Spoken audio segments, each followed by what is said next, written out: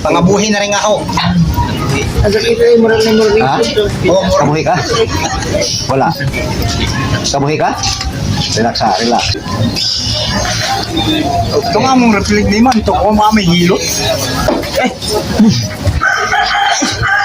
Tinira tayo na ako para bisitarin lang siya. Kasang dito sa balbalan ka na. Buhay pa, di na. Di na kayo? Ha? Wala na. Wala na siya. Hello guys, ang tao na ito ay nahihilo siya at ito ay malapit ng himatayin.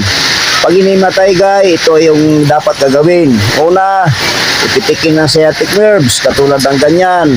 No, paikot hanggang dito sa kabila. Pagkatapos yung sa kabilang tuhod uli, pipitikin uli yung sciatic nerves.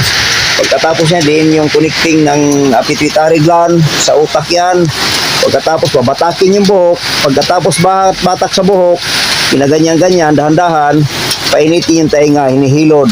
Pagkatapos yan guys, pipitikin uli yung sciatic nerves, gagaling yan guys. At painumin mo siya ng maligam-gam na tubig, init-init.